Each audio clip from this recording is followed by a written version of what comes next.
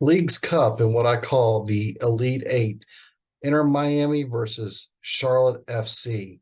And for the first time since Messi's been on American soil in an American MLS uniform, shall we say, this was an anticlimactic game. And some of it is because of Charlotte. So we're going to break up Charlotte first and talk about that.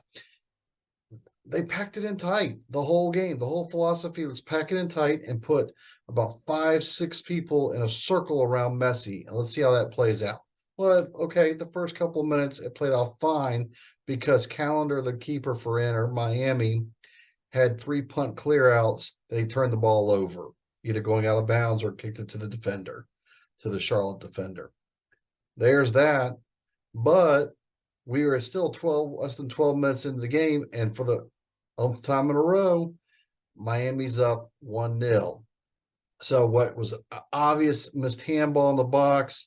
Then they got called. Then Charlotte gets called for a late tackle inside the box, not 4 seconds later. That's the one that turned into a PK, and they allowed Joseph Martinez to take the shot. Miami's up 1-0. I'll get more on Joseph in a second, but he did what he was supposed to do there and put the ball in the back of the net. And I'll tell you this much, who, if you ask me, who has benefited the most from Messi being here in Miami? It's Robert Taylor. Boy scored another goal, 32nd minute. He gets the cross and just one times it past the keeper. It's 2-0. And Charlotte still just continues to pack it tight. Inter Miami has to connect something like 17 passes in a row to make the play work and to make both goals work, but it works.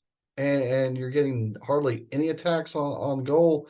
I don't understand the Charlotte philosophy. It's not a fun watch. Miami has turned into be a fun team to watch, but when you can't even enjoy watching a team that's scoring goals a lot because you pack it in so tight and not even trying to score, what are you playing for, PKs already from the start?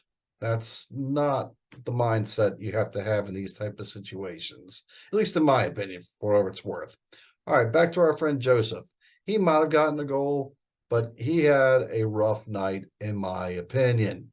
Couldn't trap the ball. He was stepping over the ball. He was passing behind attacking players, like putting it on Messi's heels. And just in one play, Tantor can relate to this one.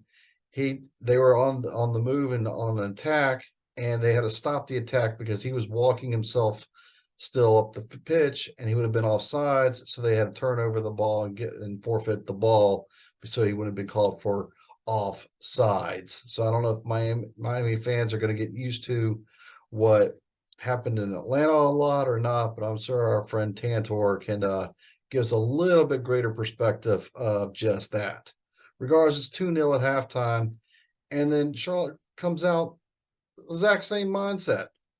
So a slow, uneventful second half, but Messi gets the ball, pushes it outside to Gomez, and then across, and then Charlotte with a sliding defender tries to make a defensive save and own goals it right on in, and now it's 3-0. And now here's the stat of the night. Inter Miami had 0 defensive side turnovers, meaning they didn't lose the ball at all on their defensive half of the pitch. Charlotte lost it 5 times on their defensive half of the pitch.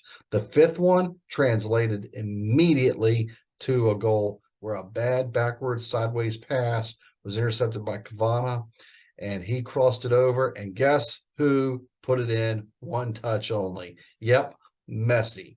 Boom, 4-0. Looks like they're playing Philadelphia in the semifinals. Nashville playing a shorthanded Minnesota squad is up 5-0 the last time I checked. And then LA kicks off later tonight. Those are probably going to be your 4 teams competing in the Final Four. That's my assessment of Inter Miami's quarterfinal game of Leagues Cup. I am loving this tournament, folks. I don't know how y'all feel, but I am loving this tournament. It's something good to have on and throughout the summer. So give me your thoughts, hit the like button, and make sure you follow me back. Thanks for watching.